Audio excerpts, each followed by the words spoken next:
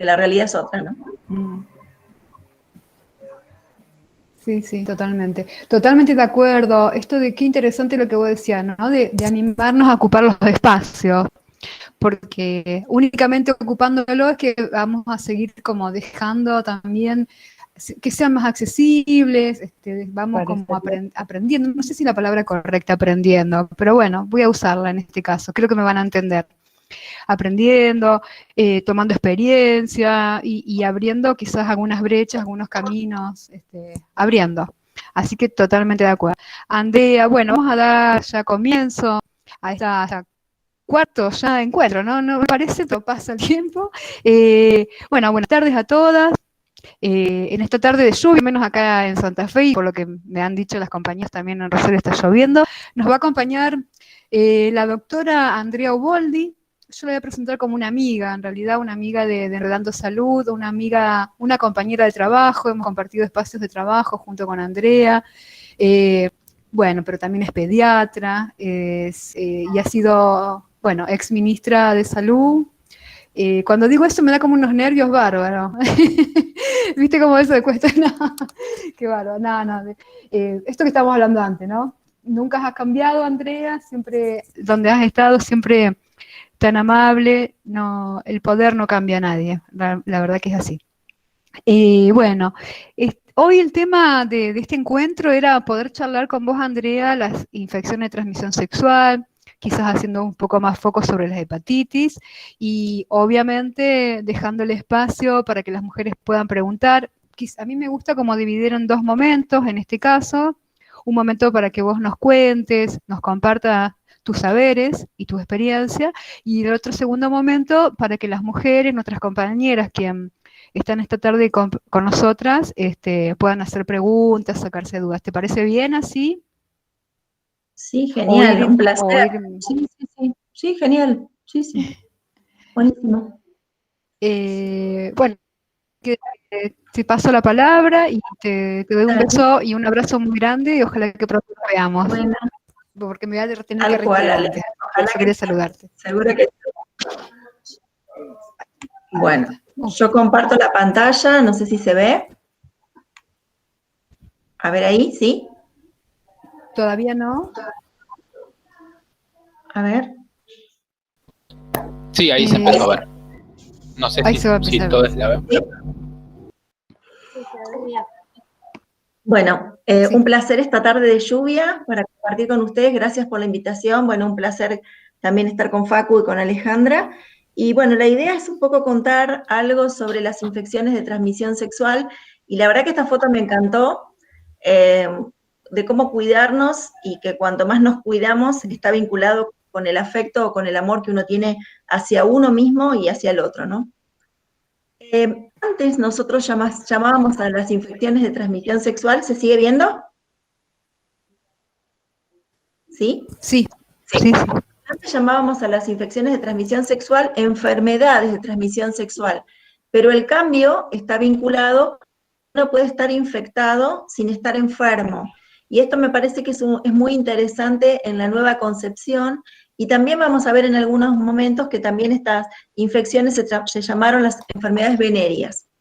En realidad el impacto que tienen es que se transmiten por un vínculo sexual en el que no necesariamente tiene que haber penetración, sino que un contacto íntimo piel a piel, que son muy comunes en todo el mundo, que son un problema para el sistema de salud, pero también para la sociedad, y también tienen su carga económica, pero fundamentalmente pueden estar vinculadas también con algún inconveniente en el marco de la reproducción y en la etapa reproductiva, y también es posible la transmisión a la descendencia.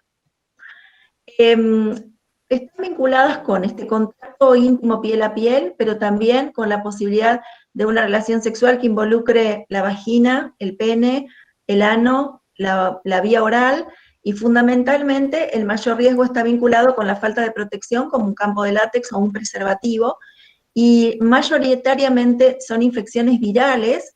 En ellas ustedes reconocen al VIH, al virus de papiloma humano, a la hepatitis B y C, a los herpes, pero también algunas bacterias como sífilis, el gonococo, las clamidias o el ureoplasma, y estas son las que constituyen la mayoría de estas situaciones.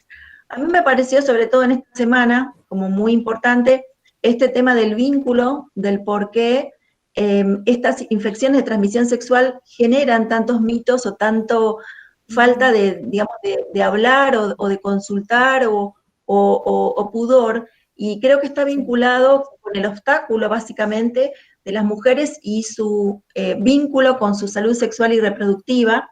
Creo que esta situación particular de la desigualdad entre los sexos incrementa muchas veces los riesgos asociados en las mujeres, más en aquellas mujeres que tienen una condición básicamente de vulnerabilidad o de marginalidad, y también, y muy, muy preocupante, muchas de estas conductas reproductivas y sexuales de riesgo vienen impuestas a través de la historia y se naturalizan, como se naturaliza una iniciación sexual temprana con algún integrante de la familia, como los embarazos tempranos, y también, lamentablemente, en muchas circunstancias, los integrantes del equipo de salud, en algunos lugares, también tienen muy naturalizado algunos de estos mandatos. Entonces, me parece que la importancia de la perspectiva de género está vinculada con esto, al valorizarse cada uno, al promover esta fuerza, este empoderamiento para mejorar la posibilidad de tomar decisiones que estén vinculadas con la libertad y con la información adecuada. Y básicamente me encantó esto de la apropiación del propio cuerpo y de los deseos para poder tener mejor relaciones y mejores vínculos. Y no quiero dejar de mencionar otro aspecto interesante que también marca una desigualdad, que es el tema de la interculturalidad, porque también es vital no buscar o no promover la discriminación por razones culturales o por raza, digamos, un desconocimiento de las pautas culturales y un menosprecio a veces de algunas culturas. No hay ni mejores ni mayores culturas, sino que todas son las culturas dignas y merecedoras de respeto, y también, si sumamos la marginalidad y alguna diferencia intercultural, también hay un mayor riesgo en el caso de este grupo particular de mujeres. Es vital para mí la importancia en la información. Me parece que la información nos empodera y me parece que la información permite difundir conceptos, llevar claridad, trabajar con mensajes preventivos, fortalecer la posibilidad digamos, de vínculos, y también el acceso de estrategias de prevención al grupo, sobre todo de mujeres, y también este empoderamiento permite una mejor y un mejor acceso y una casi hasta reclamo de las mujeres, sobre todo, a los sistemas de salud.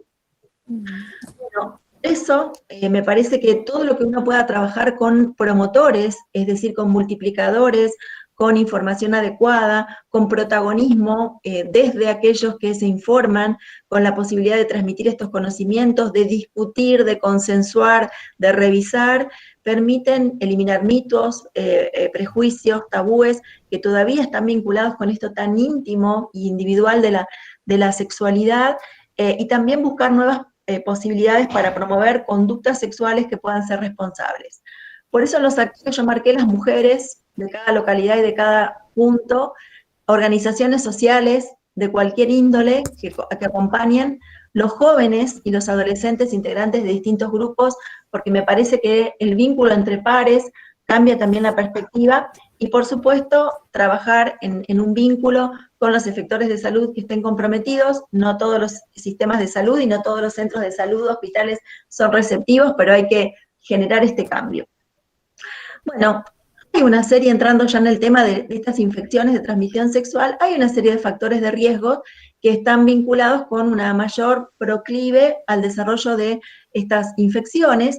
El número 1 es la edad de inicio de la vida sexual. Cuanto más temprano, mayor posibilidad también de desarrollarlo. Digo, el ejemplo más típico de esto es el virus de papiloma humano, porque es uno de los virus que ya con el primer contacto íntimo piel a piel, sin necesidad de penetración, ya uno lo adquiere, y como es tan ubicuo, es decir, que está en todos los seres humanos y todos lo tenemos, hay un intercambio de variedades de HPV que permite entonces la adquisición. La adquisición no es igual a decir la permanencia del virus en el cuerpo, sino que de acuerdo a las características de cada persona, como vamos a ver, uno se lo puede desembarazar y sacárselo de encima. Y por otro lado, el mayor número de parteneres sexuales o vínculos sexuales o compañeros sexuales en el transcurso de la vida, también, por supuesto, incrementado con la falta de protección. También el consumo problemático, el primero, sin duda y por lejos, es el alcohol, por el tema de la liberación de muchas de nuestras conductas y quizá no reflexionar con el uso de la protección. También el compartir juguetes sexuales sin la adecuada limpieza o sin protección.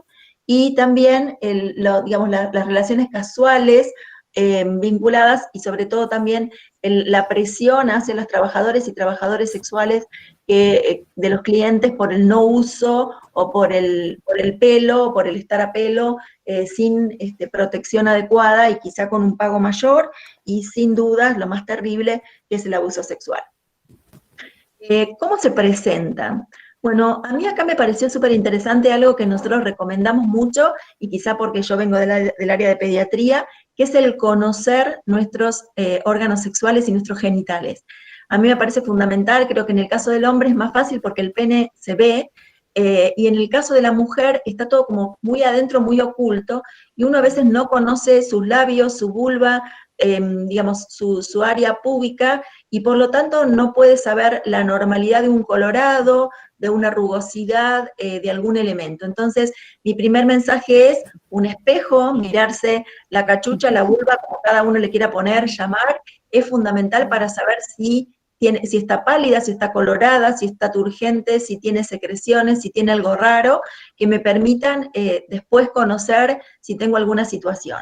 Entonces, conociendo mis órganos sexuales y conociendo, sobre todo en las mujeres, estas características, cualquier cambio en la textura, cambios en el color, un edema, un hinchazón, un olor, digo, hay que conocer cuáles son los olores propios y saber que hay una característica particular por mamíferos de un olor, y que el exceso de limpieza, esto es el Pervinox, el espadol, digamos, en la vagina, es tan perjudicial como no lavarse frecuentemente, el cómo nos secamos, higienizamos después de hacer pis, de adelante para atrás, de atrás para adelante, genera también irritaciones, la presencia de úlceras, ampollas en boca, en ano, las secreciones, las verrugas o las tumefacciones, dolor, ya sea al hacer pis, durante la relación sexual, una picazón importante o síntomas generales pueden ser las manifestaciones.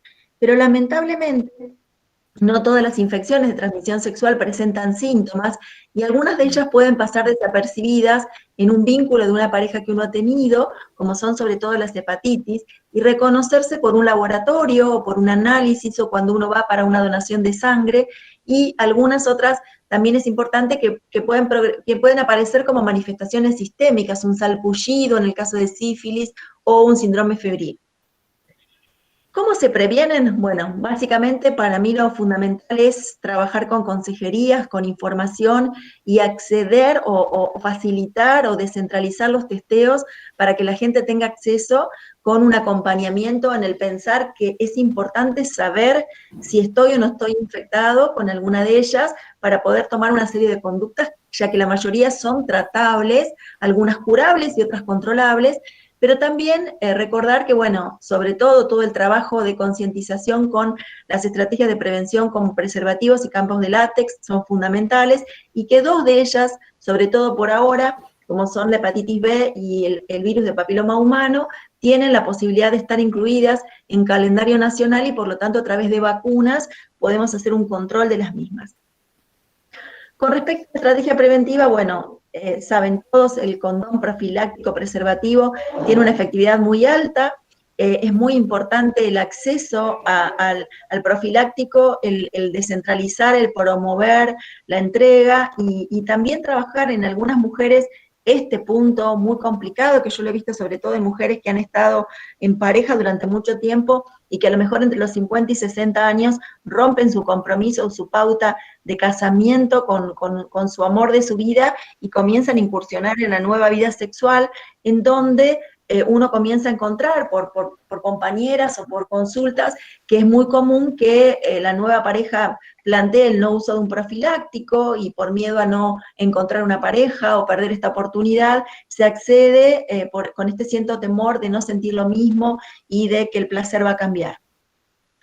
¿Cómo sospechamos o qué hacer si uno la sospecha? Bueno, me parece que lo más importante es no quedarse, no automedicarse, no seguir las indicaciones de algún otro que te dice ponete esto, usa esta crema, cómprate en la farmacia, sino que es importante la consulta para identificar qué es lo que estoy teniendo y poder tomar una muestra si tengo un flujo o un análisis de sangre, porque es importante que una vez que uno la puede identificar hay un tratamiento, y aquí también muy importante o fundamental el poder vincularse, conversar con la pareja o las parejas sexuales, porque muchas de estas necesitan también la posibilidad del tratamiento del otro en pos de que nos sintamos cada uno mejor.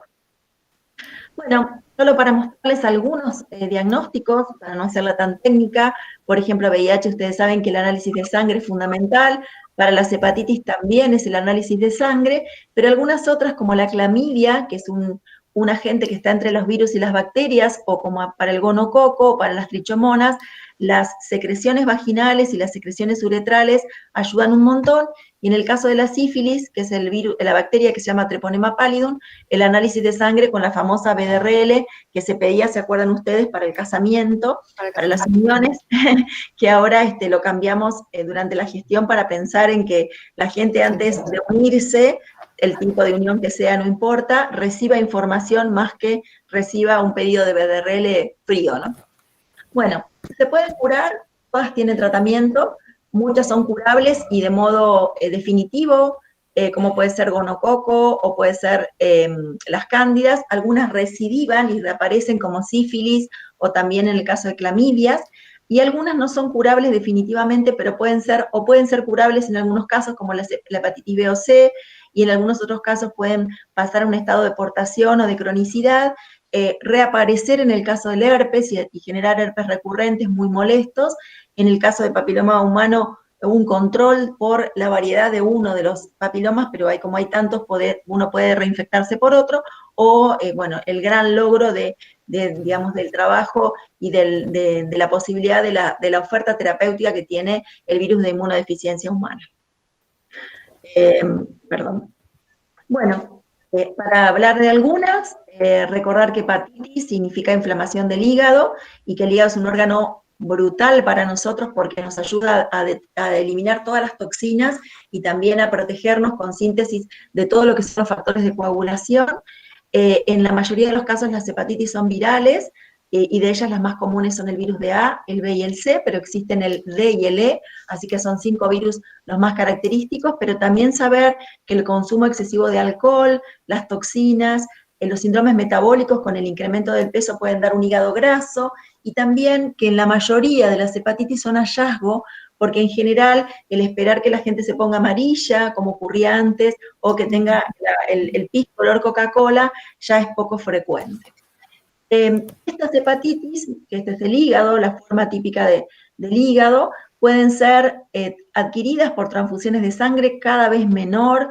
Recuerden que la sangre es ahora segura, que se trabaja con donantes, no de reemplazo, sino que con donantes voluntarios, y ahora actualmente se trabaja con biología molecular. Esto significa que la sangre se analiza con técnicas muy, muy fuertes que permiten identificar y acortar muchísimo los periodos ventanas, y esto era muy frecuente antes de los 90. También por agua y alimentos contaminadas, esto es el caso de la hepatitis A, y una muy parecida a la A que es la E. También por compartir jeringas o compartir elementos cortopunzantes, como pueden ser accidentes en algunos espacios de salud, pero también en el caso de los tatuajes, en algunos centros que no preserven las recomendaciones para los tatús. Y también, por supuesto, y el tema es las relaciones sexuales, y también existe la posibilidad de la transmisión vertical. En hepatitis B, para control sobre todo es la sangre, como hablábamos, y los trasplantes, el uso de material descartable y desechable. Yo que soy de los años 90, donde usábamos jeringas que se reesterilizaban, este era un riesgo importante. Los métodos de barrera para las relaciones sexuales, y sin duda lo que ha cambiado el paradigma de las hepatitis ha sido la vacunación. Acá me quiero detener por el asesoramiento y la importancia del asesoramiento. La mujer embarazada recibe en su primer consulta obstétrica la posibilidad de testeos, y no me quiero detener solo con la embarazada, que en mi caso particular creo que siempre está estigmatizada con que la estudiamos a ella, la sometemos a ella a estudios, y nunca pensamos en la pareja. Entonces, tanto para para VIH, para la pareja o las parejas, ¿no? Y también porque hay un concepto, creo que es de salud, que uno comienza a ver a la embarazada como asexuada. La embarazada ya está embarazada y por lo tanto nadie piensa en la sexualidad de una embarazada que puede estar embarazada de una pareja y estar vinculándose con otras parejas. Por lo tanto, me parece interesante la oferta en ese momento de testeo de la embarazada y de su pareja o parejas, y también la vacunación en ese mismo momento de la embarazada para hepatitis B y de su pareja. Entonces, en el mismo acto que uno ofrece el testeo, tranquilamente puede aplicar la primera dosis y esto ya cambia muchísimo la posibilidad de las complicaciones por hepatitis en la mujer embarazada y en la transmisión vertical a su descendencia. Y contarles entonces que a partir del año 2000, pensando en la transmisión vertical que ocurre al momento del nacimiento y no antes, la posibilidad de que una mamá positiva transmita a su bebé es casi de un 10% con un antígeno de superficie o el famoso antígeno australiano, pero es de un 85% si la mamá tiene otro marcador que marca reproducción, que es el antígeno E. Y en este caso particular, Argentina del año 2000 lo que hace es la vacunación dentro de las 12 horas de vida, con la idea de que si la mujer llega con un embarazo no controlado, en expulsivo y sin controles, podamos proteger al bebé, que si no lo protegemos en ese momento, pasa silente la infección del virus y es un niño que se transforma en un portador crónico que disemina el virus, pero que va a tener consecuencias con mayor chance de cáncer, porque esto hay que decirlo, el virus de hepatitis B es uno de los primeros uno de los primeros cánceres que ha sido prevenido por vacunas, por el desarrollo del cáncer de hígado. Entonces, para saber, Argentina tiene en calendario nacional la vacuna, en el 2000 se incorporó para recién nacido, y en el 2012 es vacunación universal, o sea que cualquier persona que no recuerda haberse vacunado, no tiene carnet de vacunación, no se encuentra en registro, independientemente de la edad, accede en forma gratuita a la vacuna, que es un esquema de 3 dosis, el día 0, el primer mes y a los 6 meses, y con eso la tasa de protección es altísima y se evitan muchos de los dolores de cabeza que uno pueda tener con una enfermedad inmunoprevenible. En el caso de hepatitis A, me pareció interesante nombrarla, porque hepatitis A era una enfermedad que teníamos muy frecuente en los años 2000, 2003, y se transmite por vía fecal-oral, y era la primera causa de hepatitis fulminante que llegaba a trasplante. La vía está vinculada con la falta de higiene, por lo tanto, lugares que no tengan agua potable, que no se puedan lavar las manos, que no tengan cloacas, condicionan la posibilidad de esta enfermedad. Pero en este momento, y quiero marcarlo, se ha transformado en una enfermedad de transmisión sexual básicamente por la posibilidad de una relación sexual, sobre todo de hombres que tengan sexo con hombres, pero también con la vía anal, el acceso anal, básicamente porque la materia fecal puede estar contaminada y a partir de ahí se pueden producir brotes. Así que interesante como para considerarla también dentro de lo que era antes una enfermedad transmitida por agua y alimentos, y actualmente los brotes ocurren en adultos jóvenes y vinculadas con prácticas anales. Qué bueno, interesante eso, la verdad que no lo sabía. Es como muy nuevo, incluso hay una recomendación de ofrecer a aquellos grupos en los cuales, uno tiene una consejería y sabe que este tema de la práctica anal, más allá de trabajar con toda la estrategia de protección, el poder ofrecer vacuna de hepatitis A. Porque, los brotes han ocurrido en poblaciones cerradas, sobre todo de hombres que tienen sexo con hombres, y quizá nunca les advirtieron esta posibilidad por las microescoriaciones, o por a veces porque es una zona que no es permanentemente estéril, sino que al contrario, por las bacterias que tienen, pueden conllevar la hepatitis. Bueno, con respecto a otro gran desafío, que es el cáncer de cuello, de útero, pero también el cáncer de pene y también el cáncer laringio, la papilomatosis laringia, el 99% de los cánceres de cuello están atribuidos a un virus, que es el virus de papiloma humano. Es uno de los virus más estudiados como causa necesaria y fundamental para cáncer, y el 93% de los cánceres de cuello se pueden prevenir. Por lo tanto, la prevención secundaria, que es el Papa Nicolau, fue una estrategia muy fuerte que todavía falta reeditar. Nosotros, cuando entramos a la provincia de Santa Fe, el acceso al Papa Nicolau era del 8% de la población sin cobertura, y logramos llegar a un 50% con mucha estrategia, pero fíjense que solo un 50%, falta muchísimo más. Y como muy interesante, implementamos otra estrategia que se llama test de BPH, es decir, tomar una muestra del cuello de las mujeres, como si fuera del Papa Nicolau, tomarla el médico, pero también trabajamos con autotoma, es decir, que la propia mujer puede recogerse una muestra con un hisopito, y a partir de eso encontrar si la mujer es positiva para el virus o es negativa. Si la mujer es positiva para el virus, se hace un seguimiento más cercano. Si la mujer es negativa para el virus, se puede espaciar el tema de Papá Nicolau. Esto es muy bueno porque permite categorizar poblaciones, y cuando hay poblaciones que no tienen la posibilidad de infraestructura de salud muy fuerte, esta estratificación de a quiénes seguir y cómo controlarlas es maravilloso. En el caso de este virus, se los presento, es este virus que es un virus muy chiquitito, hay alrededor de 100 tipos, causan lesiones en piel y causan verrugas, y otros causan complicaciones en el tracto genital. Es una infección recontra común y todos en algún momento hemos estado en contacto con este virus y lo hemos tenido. Como yo les mencionaba, no hace falta la penetración. El 50% de las mujeres se infectan luego del inicio de relaciones sexuales, y la macana con este virus es que el profiláctico reduce, pero no es una barrera total. Por lo tanto, es una necesidad pensar en otras estrategias para el control, y últimamente lo que se ve en incremento es esta parte, la transmisión vertical de mamá a bebé, y los recién nacidos que desarrollan a lo largo de los meses crecimientos de verrugas en el área laringia. Al pasar el bebé por el canal de parto adquiere el virus y desarrolla lo que se llama papilomatosis laringia recurrente, que son como pólipos en la laringe que obstruye la vía aérea de los bebés y que lamentablemente necesita tratamiento quirúrgico y múltiples tratamientos quirúrgicos, pero que no es una solución.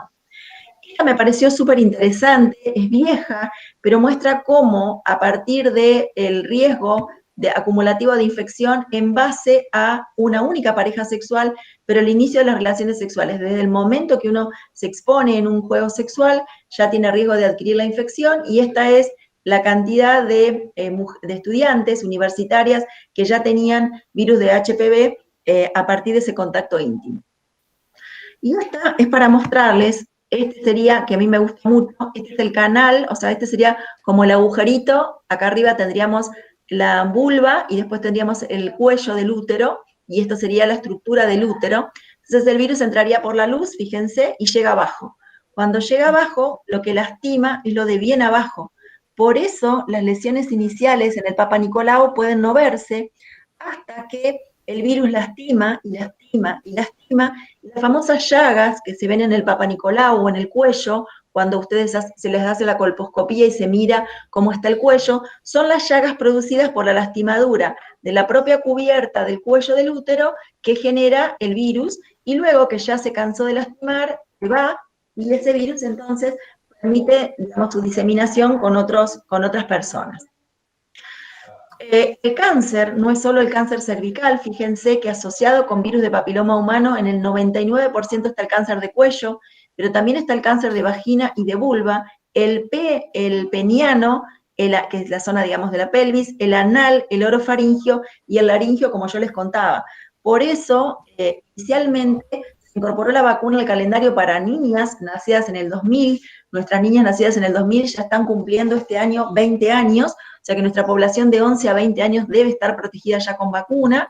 Luego se pasó a un esquema de cuadrivalente, una vacuna para prevenir no solo cáncer, sino que también las verrugas, con un esquema de 3 dosis. Luego se pasó a un esquema de 2 dosis, que es igual de efectivo que el de 3, y luego, con muy buen atino, se incorporó la vacunación a los niños, de modo de tener niños y niñas vacunados con una idea de lograr un cambio.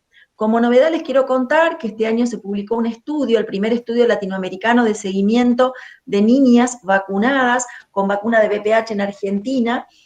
Fue un acceso, digamos, voluntario, con consentimiento informado, y los investigadores encontraron una reducción del 93% en las niñas vacunadas que tenían el esquema completo para los tipos 16 y 18, que son los principales tipos involucrados en cáncer. Este virus no ha cambiado a lo largo de muchísimo tiempo, y gracias a la vacuna, que es lo que se esperaba, ya hay una modificación de desaparición del 93% de estos serotipos 16 y 18, con lo cual la estrategia de vacunación sin duda funciona. Bueno, solo para remarcarles, más allá de la vacuna, la estrategia de Papá Nicolau es muy importante.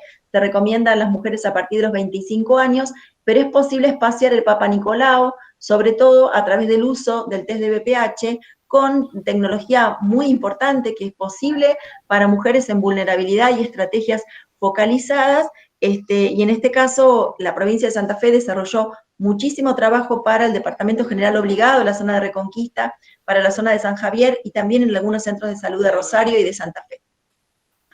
Bueno, y la vedette, porque lamentablemente es la vedette, porque implica un crecimiento actual en el mundo impresionante de una enfermedad tratable con un antibiótico, que es el primer antibiótico generado en el mundo, que es la penicilina, una enfermedad y una bacteria que no se ha hecho resistente a la penicilina, pero que sin embargo crece en el mundo en forma impresionante, es la sífilis, producida por una bacteria que afecta a mujeres y hombres, que también puede ser transmitida lamentablemente al niño a través de la mamá, y que es una enfermedad facilísima de tratar con inyecciones, sin embargo, no detectada o detectada y dudando o pérdida de los controles de alguna de las mujeres, genera complicaciones y sobre todo la falta de tratamiento de las parejas o la pareja sexual.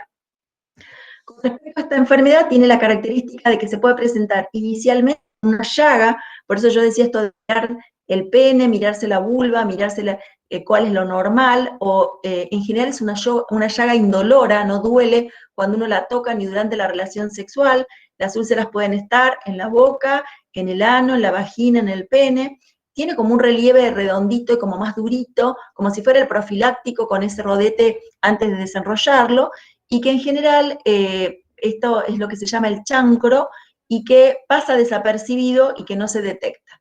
Y luego aparecen salpullidos o ronchas en el cuerpo, sobre todo en el tronco, que pican bastante, y que generan ya una etapa más avanzada de la enfermedad, y hay una etapa también terciaria, cuando la enfermedad progresa sin control, de problemas neurológicos en las personas, que lamentablemente no deberían existir.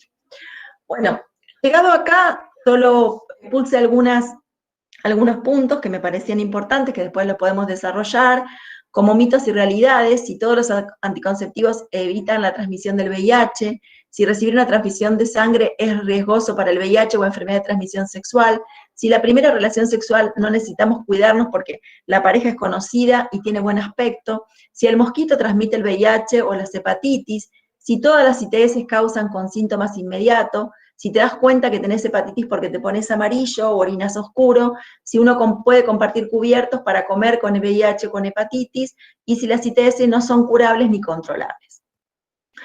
Y esto es de España. Me pareció súper interesante el conocer las infecciones de transmisión sexual, prevenirlas a través de las barreras, tanto protegerte a vos y proteger a tu pareja o parejas, sentir que la sexualidad se puede disfrutar sin miedo, que no es un tabú y que hay que poder expresar y sentir placer, decidir cuando uno tiene algún síntoma o cuando ve algo raro en su cuerpo, el consultar y cuidarse a uno y al resto.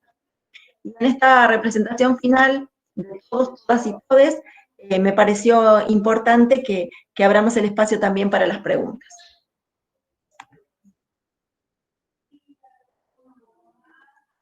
Dejo de compartir.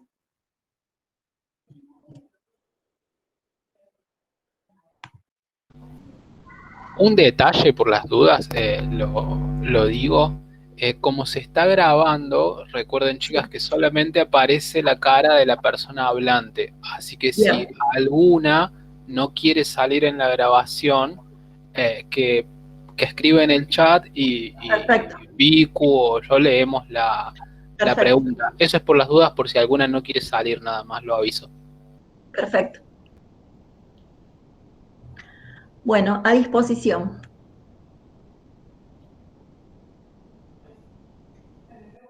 Bueno, si alguna de las chicas quiere hacer alguna pregunta o quieren hacer algún comentario, lo pueden hacer o pueden escribirlo en el chat y vamos anotando para que vayan tomando la palabra, si les parece. Ahí Silvia Tumini tiene una pregunta en el chat, Vicu. Dice, ¿cómo se detecta en varones el HPV? ¿Las lesiones pueden estar ocultas? Sí, súper interesante, Vicky, la consulta. el virus de papiloma humano tiene una estrategia que es el test de BPH en cuello y la posibilidad del Papa Nicolau, pero no tiene una estrategia con respecto al test para zona anal, ¿no? Esto es como nuevo y sí hay avances con respecto a la posibilidad de hacer toma de muestras de ano o toma de muestra, digamos, de secreción o de, digamos, de hisopar área de pene para poder hacer un test de BPH. Lo interesante de esto, que vos me consultás, está vinculado con que tener el virus de papiloma humano no es igual a estar enfermo. Es decir, es una infección que significa que yo tengo el virus, pero no significa que no me lo voy a sacar de encima, porque el 90% más de nosotros, por el tipo de respuesta del cuerpo nuestro, se va a sacar de encima el virus y no va a generar ningún tipo de lastimadura o lesión. La lastimadura o lesión está vinculada con un problema en las defensas y con algunos otros factores, como por ejemplo el uso prolongado de anticonceptivos, el hábito de fumar, las relaciones sexuales sin protección. Esos son factores predisponentes a desarrollar cáncer de cuello o cáncer, digamos, de ano sin el anticonceptivo en algunas situaciones, pero se pueden hacer tomas de muestra actualmente de ano y también se puede tomar muestra de pene. Lo que sí, diferenciar que cuando me informan un test de BPH positivo, no debo enloquecer pensando que ya tengo el cáncer, sino que significa que tengo el virus, que tengo que entrar en un plan de control, que deberé buscar la lastimadura del virus, no la presencia del virus, sino la lastimadura a través de una anoscopía para ver mi zona anal o la vulva para ver el cuello de útero, pero no es igual a pensar que test positivo es igual a estar enfermo, igual a cáncer. Perfectamente, gracias. Bueno, acá veo que una compañera levantó la mano, así que Val Villalba, no sé si querés tomar la palabra o querés escribir algo.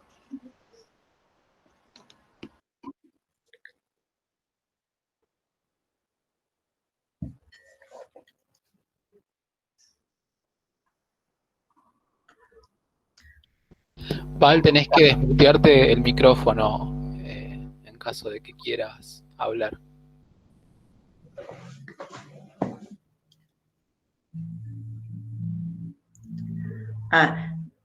No, Eliana Vicky tiene una pregunta. Sí, voy a leer la pregunta de Eliana Lagalla. Dice, yo tuve mi última hija hace 10 años y no tuve más controles ginecológicos por falta de tiempo. Tengo 4 chicos y se me complicaba. El último par me había dado cuello no satisfactorio. ¿Qué puede ser? Bueno, Eliana, fundamental aprovechar este espacio para insistir que en el marco de la pandemia los controles de salud se cayeron y la mayoría de la gente, por miedo al virus y a adquirir el coronavirus, no fue a controles. Un cuello insatisfactorio significa que hay algo que no está totalmente normal y que por lo tanto está marcando alguna lastimadura. Entonces, súper importante que cuanto antes te llegues a hacerte un nuevo control para ver ese cuello cómo está ahora, si ese cuello necesita una toma de una biopsia o si necesita algún tipo de tratamiento para ver si era un proceso inflamatorio y con óvulos en general se puede, digamos, mejorar, o bien si está vinculado con alguna lastimadura del cuello específico que amerita una biopsia y amerita muchas veces un tratamiento. Es importante que acompañemos a las compañeras a hacerse el Papa Nicolau, porque es una estrategia de prevención fundamental que nos permite llegar a tiempo para la toma de decisiones médicas. Pero también es interesante, y esto lo vimos en Santa Fe, en el SEMAFE, cuando hicimos una apertura de los servicios de salud los días sábados y domingos. Nos encontramos con que muchas mujeres en el horario habitual de los centros de salud no podían concurrir. Entonces, lo que se hizo fue la apertura de sábados y domingos en los efectores, que también hay que pensarlo para una planificación territorial, ya que muchas mujeres trabajaban en ese horario y no se habían hecho el Papa Nicolau porque no habían tenido la posibilidad. Entonces, también los cambios de horarios y charlar a lo mejor en el barrio o con el centro de salud algunos espacios particulares ayudan. ¿El flujo abundante tiene que ver? Sí, la respuesta sí, Eliana. Las infecciones que uno pueda tener, digamos, en el canal o en la zona de la vagina por inflamación o por infección, sea lo que yo comentaba, un exceso de lavado, un poco de lavado o alguna bacteria o algún hongo. Por eso muchas veces se hace, cuando uno tiene un resultado de Papa Nicolau, digamos, con mucha inflamación, se hace un tratamiento con óvulos y luego se hace una repetición para, digamos, para poder evaluar qué pasa con el cuello. Bueno, gracias, Andrea. Ahí Eliana te dice muchas gracias, muy clara. Celeste pregunta, ¿cuál es el mejor método de protección para cuidarse en una relación sexual? El que no puede fallar nunca. Bueno, Celeste, yo creo que el tema del cuidado de la relación sexual depende mucho del vínculo que uno tiene con su pareja y de los acuerdos que hace con la pareja, pero en principio, sin duda, para mí el profiláctico sigue siendo la elección con respecto a la protección. Lamentablemente, creo que el problema con el profiláctico es cómo se utiliza, cómo se coloca, cómo se retira, y eso muchas veces es lo que determina a veces las fallas en cuanto a la protección, pero digo, el 98% de los problemas de las infecciones de transmisión sexual se pueden prevenir por profiláctico, y el caso de VPH, que es el único que puede atravesar el látex, es una infección ubicua para todos que puede estar, con lo cual realmente uno tiene que poder trabajar con el uso profiláctico, sin duda.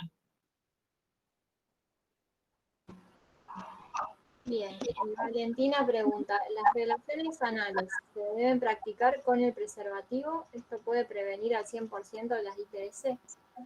Mira, la prevención, Valentina, no es del 100%, por esto que marcábamos, uno habla, lamentablemente en salud no hay nada 100% efectivo, pero sí habla de una alta eficacia de un 98% más, y en principio sí, las relaciones sexuales, digo, esto vuelvo a marcar, depende también de un acuerdo de vínculo, de confianza que uno establezca con su pareja, pero si uno va a tener una pareja casual o es una pareja que recién inicia, siempre el uso de los campos de látex y de los profilácticos son fundamentales en las relaciones que uno tenga, anales, orales o vaginales.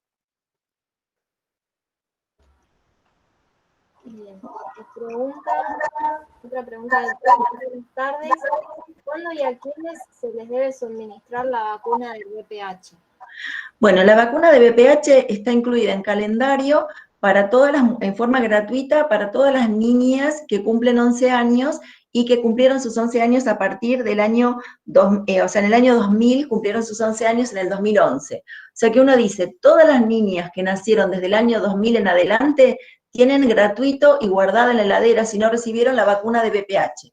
Por lo tanto, estamos hablando de 11, 12, 13, 14, 15, 16, 17, 18, 19, y que en el 2020 están cumpliendo 20. Son casi 10 grupos de edad que estarían cubiertos en forma gratuita con la vacuna. Lamentablemente, lo que ocurre con la vacuna de VPH es que las niñas reciben la primera y probablemente a veces se olvidan y no reciben la segunda. Ustedes saben que vacunar en la preadolescencia y adolescencia es una de las tareas más difíciles. Y en el caso de los varones, como yo les mencionaba, se incorporó al calendario recién para los niños nacidos en el 2006, entonces los varones recién van un poco rezagados, y esto sería lo gratuito. Ahora, desde el punto de vista individual, es decir, desde el punto de vista de una recomendación, cuanto antes uno se vacune, más protección va a tener con la vacuna. Para los tipos, sobre todo involucrados con cáncer y verrugas, se utiliza la vacuna cuadrivalente.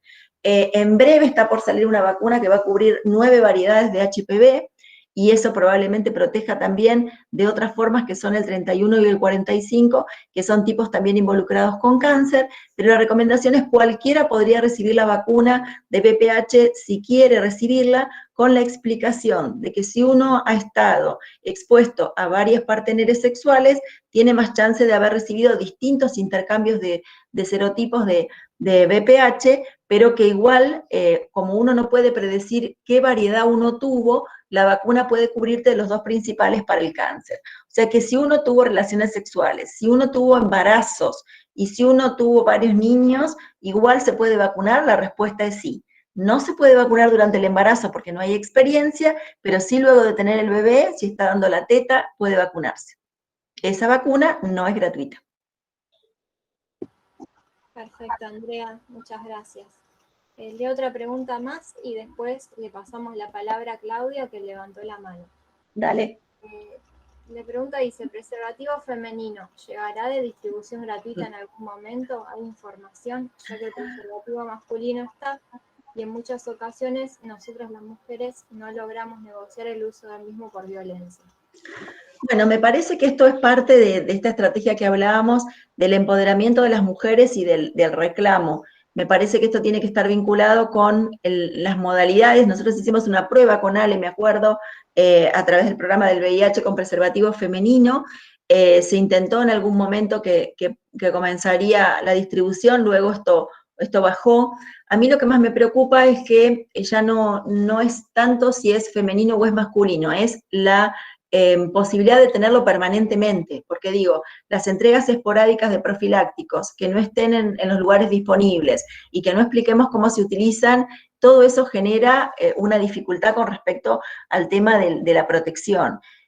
Así que para mí, ojalá podamos reclamar que también existe el preservativo femenino, pero creo que hay que reclamar que nunca falten los profilácticos, que exista la posibilidad de acceso, que no tenga que ser con una receta el retiro, sino que uno lo pueda recibir y que uno lo pueda ir a buscar desde el anonimato y no tener que tener un registro de quién se llevó tanta cantidad de profilácticos o no en los centros de salud o en algún espacio.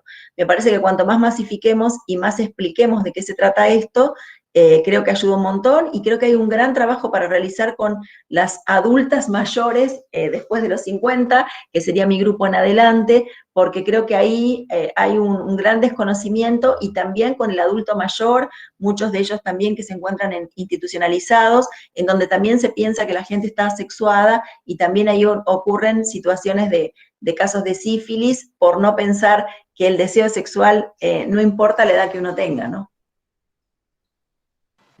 Tal cual, Andrea. Y también, porque creo que ocurren muchos casos de mujeres que ya han pasado por la etapa de la menopausia y quizás se relajan por el hecho de tener posibilidad de embarazo. Sí. Eso yo marcaba. Ustedes saben que hay un segundo incremento en el caso de VIH y también de las enfermedades de infecciones de transmisión sexual en este grupo de 50-60, ¿no? Donde muchas mujeres quizá no estaban cómodas con el vínculo marital que tenían y en el marco de las nuevas libertades muchas se animaron a desembarazarse de una pareja no deseada o tóxica y quizá en este nuevo transcurrir se encuentran con nuevas parejas y estas nuevas parejas imponen estas reglas, como mencionaba acá Rosy, que profiláctico no, total yo soy conocido, total estoy sano, con esta idea de que uno físicamente con la apariencia no puede manifestar que no tiene ningún tipo de infección, ¿no? Esto quedó del viejo modelo del VIH, donde el estigma de que la persona con VIH era flaca o, digamos, no lucía bien, cuando en realidad luego digamos, de las terapias antirretrovirales, sabemos que la mayoría de la gente, independientemente cómo luzca, puede tener una infección de transmisión sexual y transmitirla. Digo, el caso más común es la sífilis, ¿no? Que no se evidencia. Así es. Le pasamos la palabra a Claudia, si quiere. Dale, genial. Bueno. Hola, doctora, ¿cómo le va? Mire, mi consulta es la siguiente, sobre el tema de la sífilis. Una mujer portadora de sífilis, en el transcurso del embarazo, a pesar de haber producido una cesárea al nacimiento del bebé, ¿qué secuelas le queda a ese bebé? ¿En qué influye? Bien, Claudia, uno no queda como portador, sino queda como infectado. O sea que el portador, vamos a diferenciar, es un estado diferente en donde vos estableces un equilibrio por el cual el virus no te lastima y vos no lo lográs eliminar. En la situación de portador sería, por ejemplo, para VIH, para hepatitis C, para hepatitis B. Pero en sífilis quedás infectado. Y esa infección sigue avanzando. Es decir, que la mujer embarazada no tratada tiene un problema primero sobre la mujer. Es decir, tiene lesiones en su cuerpo con compromiso de otros órganos que yo no traje porque tenemos una sífilis terciaria que es compromiso neurológico, compromiso hepático, compromiso óseo, que va lastimando esta bacteria el cuerpo. Y por otro lado, la mujer embarazada que ya está enferma de sífilis o que está infectada por sífilis, transmite a su bebé y en la transmisión es intraembarazo, es decir, a diferencia de hepatitis donde la transmisión es posparto, poscesárea, en el caso de sífilis es durante el embarazo. Y aquí lo que uno puede tener es lo que se llama la famosa sífilis congénita. Yo estoy muy dolida porque soy una pediatra vieja de los 90, en donde en los 90 veíamos muchísima sífilis congénita, con lesiones de hígados grandes, vasos grandes, panzas grandes de los bebés recién nacidos, lesiones óseas con lastimadura de los huesitos y lesiones neurológicas. Y lamentablemente, te diría, de hace 5 años, volvimos a tener sífilis congénita con bebés que nacen con malformaciones y volvimos a tener mortinatos, Claudia, bebés que mueren por sífilis congénita. Y eso es lamentable porque se trata con penicilina, es decir, que lo único que hay que hacer es poner inyectable. Y acá voy a una doble responsabilidad. Una, la responsabilidad del control del embarazo, que corresponde a cada uno de nosotros que toma la decisión de llevar adelante un embarazo, importante insistir para que se controlen, pero también una responsabilidad médica, Claudia, porque creo que también el tema del resultado, que un resultado que no se encuentra con el paciente, digo, si yo le pido a un paciente mío una astrología para sífilis, una BDRL, tengo que reclamar ese resultado y debo encontrar a la persona que tiene un resultado positivo tan fuertemente como si tengo un resultado de VIH, porque digo, acá está la clave. No necesariamente la gente no se testea, pero no hay un alguien que busca dónde está ese resultado. A veces esos resultados quedan en un cajón, Claudia, porque esto ocurre, y realmente nadie va a una búsqueda activa de un alguien que debió venir a control. Entonces, muchas veces, y en este momento hay una estrategia que Argentina está llevando adelante, de modo que a partir de una BDRL con un resultado inicialmente positivo, hay que hacer una reconfirmación. Pero con una BDRL que alguien ya te informe positivo, la indicación es tratar, no esperar una confirmación, porque es más importante tratar aún un falso negativo, un falso positivo que puede existir, pero sabés que vos ya le estás tratando a la mujer y a su pareja, y de ese modo lográs cortar la transmisión y la posibilidad de malformación en el bebé. Por otro lado, el gran desafío, Claudia, es las parejas o la pareja, ¿no? Yo le pregunto porque lo viví en carne propia, digamos, con un nieto. Exacto. La mamá era portadora de sífilis, la mamá no se cuidó, no hizo el tratamiento de la penicilina de los 2 millones,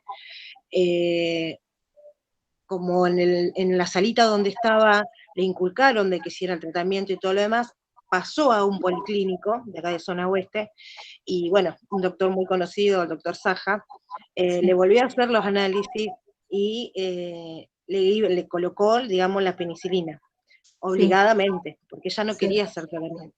A consecuencia de esto, después nace el bebé, se hace por cesárea, y por la cesárea quedó 15 días en enero con tratamiento también de antibiótico. Exacto. A consecuencia de eso, ahora mi nieto tiene 4 años y medio, le cuesta hablar, habla a los gritos, y me dijeron que podía tener secuelas de audición. Claro. Pero al margen mío, como abuela, no puedo actuar mucho. Claro. Bueno, ya con mi hijo, digamos que es el papá, no está, ya hace más de 3 años que están separados. A consecuencia de eso, mi hijo le hicieron análisis. Bien. Porque le salió negativo. Claro. En el momento del embarazo. Bien. Hubo otra complicación también ahí de dónde... Exactamente, Claudia, sí. Pero digo, interesante lo que vos marcás, porque si la mamá no completa el tratamiento adecuadamente y en un tiempo adecuado del embarazo, al bebé lo castigamos, y yo lo digo así porque es así, digo, el bebé no eligió venir y nosotros elegimos embarazarnos y traer un niño al mundo. Entonces la consecuencia de esta transmisión vertical de mamá-bebé es que este bebé, si la mamá no fue adecuadamente tratada, se liga laboratorios, Claudia, una punción en la espaldita, porque esta sífilis puede dar una meningitis por sífilis, y se liga 10 días de tratamiento endovenoso, un bebé sano que debería estar en la casa.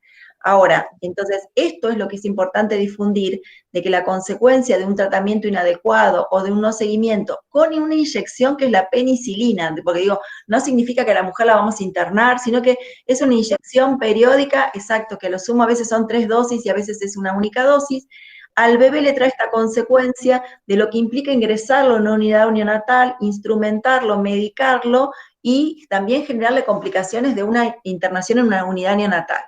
Pero yo lo que te comentaba era eso, digamos, uno no puede querer que volvamos atrás en el control de la sífilis por las consecuencias en el niño, cuando uno vuelve a los 90, en donde teníamos niños malformados o con problemas, como vos decís, y muchos a lo mejor nacen sanos, no tienen ningún problema en la caderita, ni en los huesitos, ni en el hígado, ni en el vaso, pero a lo largo del tiempo tienen trastornos intelectuales, es decir, no tienen, su evolución neurológica no es apta, porque en realidad son más lentos, vinculados probablemente con algún trastorno en su desarrollo.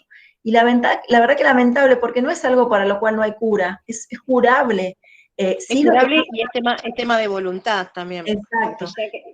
A veces creo que sí, quizás quizá que no podemos explicar bien nosotros como médicos, pero vuelvo a marcar, un área es la responsabilidad del paciente y un área muy fuerte es un seguimiento. En muchas de estas estrategias, como sífilis, como VIH, como tuberculosis, como cáncer de cuello, hay que pensar dispositivos particulares, con promotores pares, que son muchas mujeres. Digo, nosotros mejoramos el acceso al cáncer de cuello, digamos, al Papa Nicolau, o al test de BPH, o al de mama, cuando logramos establecer un grupo de promotoras y logramos un acceso de horarios y de transporte, porque muchas de las mujeres no podían salir de su casa. Entonces, a veces uno no conoce todo el entorno de lo que le sucede a un alguien que decide no tratarse o que decide no volver a control cuando no ve el contexto, ¿no? No es solo la sífilis o no es solo el Papa Nicolau, hay un contexto de violencia o hay un contexto de vínculos, o hay un contexto de comunicación, o nosotros somos lamentablemente muy expulsivos. Hay efectores que son expulsivos, donde la gente no se puede manifestar o no se puede encontrar, así que digo, es un gran trabajo y me parece que en esto que yo hablaba de empoderar a las mujeres propias, formando grupos que acompañen a hacer un vínculo entre otras mujeres y el sistema de salud, ayuda un montón, Claudia. Sí, doctora. Muchísimas gracias. No, por favor. Bien. El tema de la sífilis, pregunta Janina. Sí. Pregunta que se trata en el embarazo. ¿El bebé se contagia igual?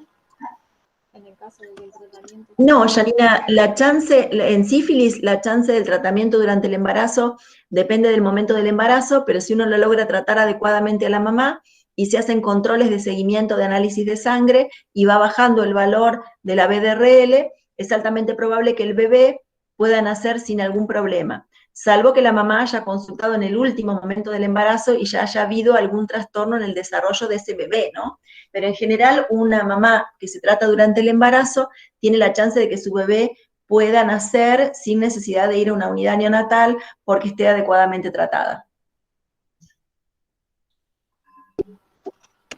Bien, y pregunta Valentina, ¿cuál es el tiempo recomendado para tratar al bebé? El bebé se trata, Valentina, el bebé se le hace siempre necesariamente una punción en la espaldita, porque hay que estar muy seguro si el bebé tiene o no tiene compromiso neurológico como una meningitis. Entonces se puede utilizar la penicilina endovenosa durante 10 días, endovenoso, o si el bebé no tiene meningitis, hay una alternativa de utilizar la penicilina benzatínica en una inyección que en general no la usamos. Nosotros en general, los bebés chiquititos recién nacidos, se prefiere sobre todo internarlos y hacer 10 días de tratamiento, pero se puede utilizar esta estrategia intramuscular. Lo que no se puede tratar, la sífilis en el recién nacido, es oral. No hay modo de tratar ni a la mamá ni al bebé con vía oral, sino que necesitas una concentración de penicilina en sangre muy alta, así que es intramuscular.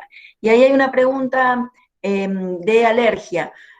No, la alternativa se está evaluando, la cefalosporina de tercera, el Ceftriaxone o Acantex que ustedes conocen, pareciera que pudiera funcionar, pero en general cuando hay alguien alérgico a la penicilina, se necesita, si está embarazada, desensibilizarla, es decir, internarla, hacerle aplicaciones a dosis crecientes de penicilina, porque la eritromicina que se puede utilizar para el tratamiento de sífilis no funciona para evitarle la transmisión al bebé. Entonces es necesario a la mamá desensibilizarla para que baje esa alergia, que pueda recibir la penicilina y de ese modo tratar a la mamá y estar seguro que tratamos bien a la mamá para que el bebé esté protegido.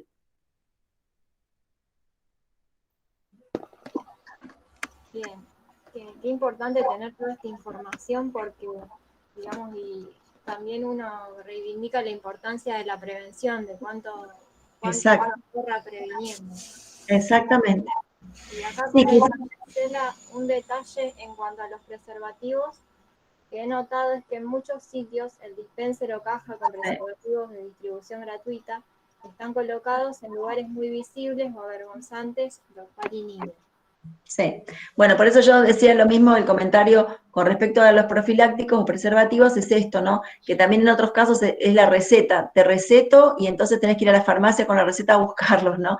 Como que para hacer un control de la estadística de cómo los entrego. La verdad que no, la verdad que este es un acto privado y uno debería favorecer que la entrega pueda ser en lugares donde la gente no se sienta intimidada. Si nuestra idea es que tengan profilácticos, la verdad que no sería lo mejor que uno lo ponga en lugares para controlar quién se los lleva y estar mirando si es el vecino de enfrente, sobre todo en los centros de salud, donde uno después forma parte de la comunidad, ¿no? Pero bueno, estas son estrategias que hay que cambiar la gente, porque digo, lo mismo que a veces la canastita como si fuera caramelo, no sé si es lo ideal, ¿no? A veces uno en la buena lógica de ponerlo accesible lo pone como canastita de caramelo y no sé si tiene que ser así. Creo que los dispensers son mejores, ¿no? Y también creo que el mejor lugar debería ser en todos los lugares donde la gente circula. Entonces, no solo en el centro de salud, sino que también en los bares, sino que también en distintos espacios o clubes, donde uno pueda permitir que la gente lo retire, se lo lleve, sin dar explicaciones, ¿no? Sí, estoy totalmente de acuerdo. Además, también para naturalizar un poco el uso, para Exacto. que, digamos, se pierda un poco el tabú, ¿no? Sí, sí. Sí, yo creo que también lo que pasa, Vicky, es que no siempre hay la cantidad que necesitamos tener, ¿no? Y a veces desde el Estado hay como un reclamo de dónde se fueron todos los profilácticos que te di. Y la verdad que los profilácticos están puestos en los penes, ¿no? O sea, habría que contestar esto. En realidad, uno no puede tener una estadística de a quién le dio tantos profilácticos, porque es como meterte en la vida de la persona, a ver si tiene una pareja, 15 parejas, si tuvo relaciones sexuales 3 veces a la semana o 7 veces en el día. Entonces digo, me parece que es algo que tiene que estar totalmente disponible en un volumen mucho más importante que el que se compra habitualmente. Sí, tal cual. Sí, yo quiero hacer una intervención ahí. Sí. Perdón, Vicu. El otro día lo hablábamos a esto cuando tuvimos la actividad con Diana y con Mabel respecto al rol a veces que tienen o que mayoritariamente tienen los médicos, las médicas o los profesionales de la salud con respecto al control y el poder decidir sobre la otra persona. Claro. Y a veces tiene que ver con eso y quizás habría que trabajar un poco ya en el marco de la formación de los profesionales para que eso se modifique y seguramente vaya a llevar tiempo. Y también otra cosa que me gustaría comentar es qué importante también sería empezar a trabajar las masculinidades desde una perspectiva de género, porque ayer participaba de una actividad y lo escuchaba a Daniel Tepas, que decía que en el caso del HPV, digamos, los varones, digamos, completan mucho menos que las mujeres los esquemas de la vacunación. Entonces sería importante también empezar a trabajar, porque también, o sea, este es el caso puntual del HPV, porque recién lo escuché y se me vino a la cabeza, pero también pasa con otro montón de enfermedades, ITS, en la asistencia al centro de salud, etcétera. Sí, vos sabés justo, Facu, que el tema del varón joven es muy difícil el abordaje, porque en general no es un usuario del efector de salud. Creo que en el caso de la mujer, por las características y también por pauta cultural, hay un acercamiento mayor, pero cuando vos analizás cómo captar al varón joven, para prevención, para vacunas, para asistencia, es complicadísimo. Y yo creo que en el caso de los varones, quizá la estrategia esté por fuera del efector de salud, es decir, creo que hay que pensar, por eso, en tema consejerías o espacios con organizaciones de la comunidad en donde con pares se pueda trabajar el tema de la vacunación o el retiro de profilácticos o distintas estrategias más que en el efector. Hay como un miedo, digo, no lo tengo analizado en números, pero por los sobrinos y demás que tengo, hay como un miedo al ir al efector de salud, desde el olor, desde el por qué, porque el efector de salud está tan teñido de tratamiento o de enfermedad y no de prevención. Y quizá Argentina necesita revisar cuáles serían los lugares de prevención y cuáles serían los lugares de tratamiento, porque quizá hay que separarlos porque hay un grupo poblacional que identifica el efector de salud cuando estoy realmente mal, y no cuando voy a buscar una estrategia preventiva. Y quizá los clubes, las escuelas, los parques, los recitales, bueno, fuera de los periodos de pandemia, ¿no? Son espacios donde hemos tenido muchísimo más éxito. Bueno, vos, Facu, sabés que nos has acompañado con la organización. Hemos tenido muchísimo más éxitos en la fiesta del trigo, del chorizo y demás para profilácticos, para vacunación y para explicaciones, que quizá la ida de esa misma población al centro de salud. Yo siempre recuerdo que cuando hacíamos los eventos en Plaza Montenegro de vacunación para hepatitis B, vacunábamos 800 personas por día. Es decir, esas 800 personas por día uno no las logra vacunar en ningún hospital. Y en esa población de vacunados hay gente de distintas clases sociales, con distintos trabajos, con distintas formaciones, con distintas pautas culturales, que no decían que no. Quizás esa misma población la querés captar en el centro de salud y te pone una excusa diciendo, no, vengo mañana, hoy no puedo, estoy apurado. Entonces digo, las estrategias preventivas creo que hay que pensarlas distintas. Me parece que la falla nuestra del sistema de salud para llegar al adulto joven sano y trabajar prevención es compleja desde el efector de salud. Excelente. Dice Diana, la sí va a ser buena consejera para la prevención. Sí, yo lamento que todavía estemos discutiendo la educación sexual integral, lamento que digamos, que se mezcle la política y la religión en esto, porque me parece que lo que la gente no conoce es que cuando uno está informado puede decidir.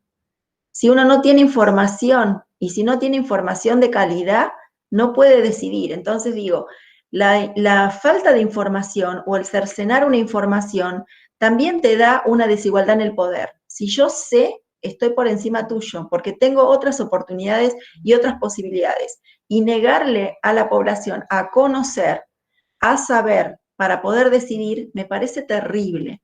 Y esto lo digo independientemente de la formación que tenga cada uno, porque digo, esto es lo que el Estado tiene que hacer. El Estado debe poder permitirle a la gente o acercarle a la gente información para que la gente pueda decidir, ¿me embarazo y quiero continuar mi embarazo? O poder decidir que si el embarazo estuvo vinculado con una situación que no correspondía o que fue complicada, también esta decisión de decir, me acerco para que alguien me acompañe en esta interrupción. Pero acá creo que está mezclado la educación sexual integral mezclado con la gran lucha y el gran desafío de la interrupción legal del embarazo, ¿no? Esto nos pasó con la vacuna de VPH. Yo siempre cuento que lamentablemente la vacuna de VPH, que digamos, si vos le preguntás a la gente si existiera una vacuna para el cáncer, si la pone, la gente te dice, cualquier vacuna para el cáncer me la pongo. Pero cuando surgió la vacuna del VPH, que es para el cáncer de cuello, el gran problema fue que trabajábamos con una población preadolescente. Y el gran miedo de muchos padres y de muchas escuelas católicas y de la iglesia fue que nosotros al vacunarlos ya los estábamos instando a que empezaran sus relaciones sexuales. De ninguna manera, nos anticipábamos a su desarrollo sexual integral, nos anticipábamos a vacunarlos ahora para que cuando pudieran decidir y eligieran decidir tener una sexualidad libre, pudieran estar protegidos para el cáncer de cuello. Y costó incorporar la vacuna porque se mezcló la religión y se mezcló el tabú de la sexualidad. Era muy interesante para muchos papás no poder ver que su hijo crecía o que su hija crecía o que su hija crecía, y por lo tanto quizá esta vacuna desenmascaró la necesidad de un espacio de charla para pensar en que crecían y que podían ser sexualmente activos y dejaban de ser niños, ¿no? Tal cual, Andrea. Además, sabemos que la educación es un derecho, la salud es un derecho y eso es indiscutible. Exacto. Eso a esta altura no debería ponerse en duda, ¿no? Yo siempre cuento una anécdota interesante. Yo iba a una escuela católica en San Nicolás y para educación sexual nos pidieron un permiso a los papás para poder acudir a la charla, ¿no? Por supuesto mi mamá, que era muy de avanzada, ya nos había explicado todo, pero por supuesto firmó para que fuéramos. Yo siempre recuerdo a mi profesora de biología que nos explicó la sexualidad y la reproducción con los peces. Que cuando recuerdo y vuelvo para atrás con los peces, digo que no tienen nada que ver, porque ni siquiera nos explicó con un perro, con un mamífero, con los peces que tienen fecundación externa, gente. Digo, fuimos a una charla de educación sexual en ese momento, yo soy muy grande ya, imagínense, firmamos un consentimiento y nos explicaron con los peces. Me quiero matar cuando recuerdo esa situación de cómo fui capacitada. Por suerte tenía unos padres que generacionalmente eran mucho más grandes que yo, porque yo tengo un hermano 11 años más grande que yo, pero que tuvieron la plasticidad de explicarnos absolutamente la importancia del placer, la importancia de decidir, la importancia de un no, la importancia del cuidado, que bueno, que a veces generacionalmente quizá ellos no lo tuvieron. Tal cual, qué importante, cómo hace la diferencia tener la información Exacto. disponible, tener Sí. la libertad de poder elegir. Sí, y Vicky, lo que ustedes también mencionaban con respecto a la formación. Yo me recibí de médica y no tuve en la carrera ningún área de sexualidad. No aprendí nada de sexualidad en la carrera de medicina. O sea que nosotros nos enfrentábamos a ser médicos sin poder saber, más allá del aparato reproductor y de la ginecología, la sexualidad. Y cuando digo de mirarse los genitales, nosotros estábamos muy entrenados en la pediatría en revisar el pene del nene para saber si estaba pegadito, el cuerito, bueno, pero no sabíamos revisar vulvas. Tuvimos que hacer una capacitación porque cuando comenzó el tema de abuso sexual infantil, no podíamos definir si las vulvas de las nenas eran normales o tenían alguna lesión, porque no estábamos acostumbrados a mirar la vulva. Entonces, hicimos un cambio en la residencia para aprender y explicar a la mamá y explicar a las nenas que la vulva se mira igual que la boca. La boca se mira y se revisa y la vulva se mira y se revisa.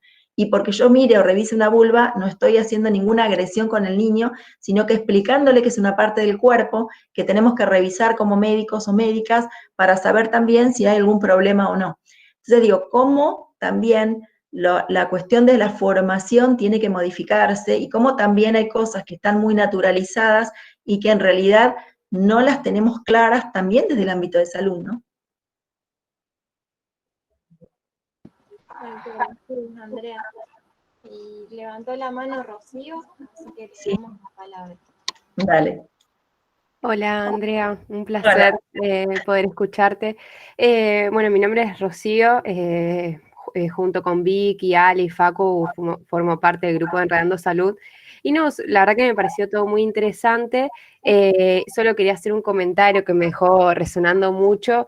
Y en realidad es como agradecerte y celebro tu formación y que indudablemente gracias también a tu familia que tuvo como una perspectiva más abierta. Pero yo me pongo a pensar en hogares donde quizás no hay pensamientos tan abiertos y frente a la falta de educación sexual integral y que hoy en día esto sigue pasando, o sea, hasta que eso no cambie, no va a haber modificaciones en la práctica en el día de mañana. Yo tengo 22 años y tengo que admitir que todo esto que lo aprendí hace muy poco, porque jamás recibí educación sexual integral, ni de mis papás, ni de la escuela, que tampoco es que culpabilizo a mi viejo, porque bueno, yo entiendo que tampoco lo tuvieron, pero digo, qué importante es realmente moverse para que la ley se lleve a cabo, porque si no pasan estas cosas, uno se entera muy, muy tarde y vos decís, ¿cómo puede ser que no conocía esto de mi cuerpo, que no me hayan enseñado cómo es mi vulva? A mí la verdad que me pareció muy fuerte con la edad que tengo vivir experiencias y recién enterarme de cosas que me hubiera gustado realmente saberlas antes. Y me parece muy interesante lo que contabas de la vacuna del VPH, porque claramente, bueno, se sostienen las mismas resistencias, ¿no? Y sin dudas, se mezclan ideologías, religión con algo que es un derecho y que es la educación sexual. Así que la verdad que celebro realmente tu formación, a pesar de no haberla tenido en la universidad, y que realmente apelo a que eso cambie, porque creo que hasta hoy en día, por lo menos en la ciudad de Santa Fe, me parece que no hubo muchos grandes cambios, y la verdad asusta un poco, porque uno después ve en la práctica las discriminaciones y violencias por parte de profesionales de la salud. Así que nada, yo celebro también estos encuentros y muchas gracias, de verdad, por la información. Sí, Rocío, yo para comentarte creo que esto, ¿no? El poder de la información y el poder de comprender los cambios, ¿no? Y de poder ayornarte a los cambios. Yo siempre reconozco esto en mis padres. Me recuerdo que yo, digamos, vine de una familia tradicional, me casé y me casé por iglesia, y cuando tuve que decir que me iba a divorciar, mi gran desafío era explicarle a mi familia que me divorciaba, y siempre recuerdo a mi papá, que era mucho más grande, y me preguntó, si vos te separás y te divorciás, ¿estás feliz? Sí. Con lo cual me terminó diciendo, si vos estás feliz, ¿cuál es el problema para nosotros?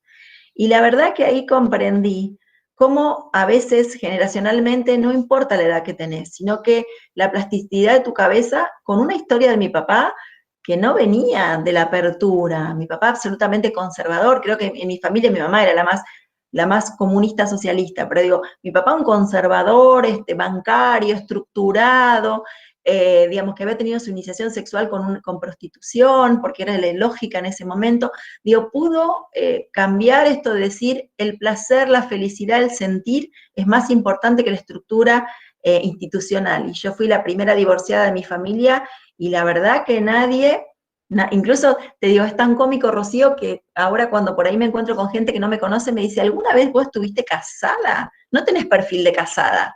Digo, sí, yo estuve casada 8 años. Ah, porque no das para perfil de casada, ¿viste? Como que uno no pudo haber estado casada, digo, esto de los mandatos, los perfiles o qué das, ¿no?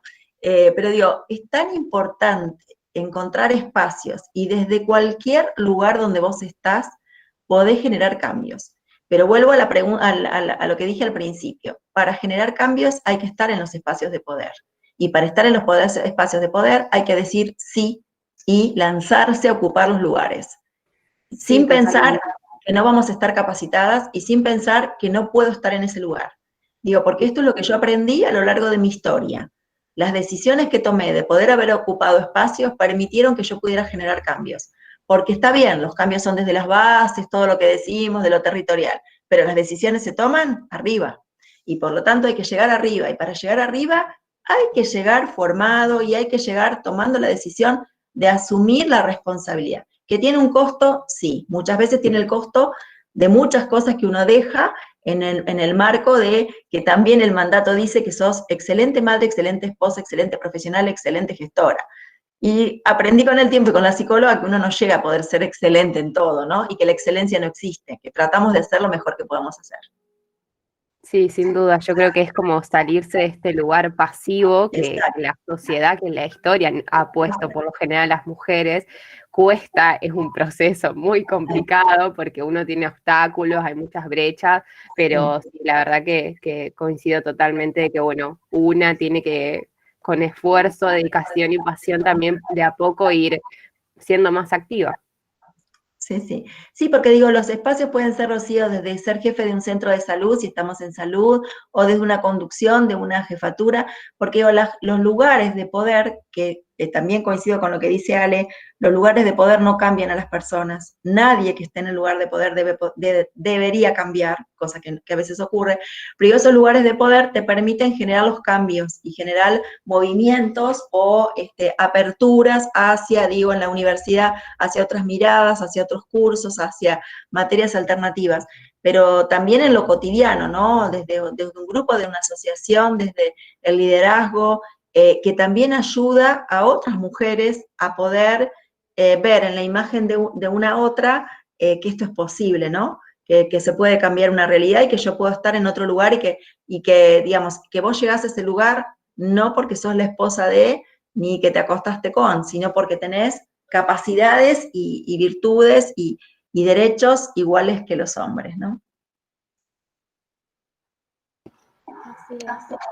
Bueno, muchas gracias, Andrea. Yo te agradezco en nombre de todo el equipo. La verdad que fue muy interesante, fue muy enriquecedor escucharte.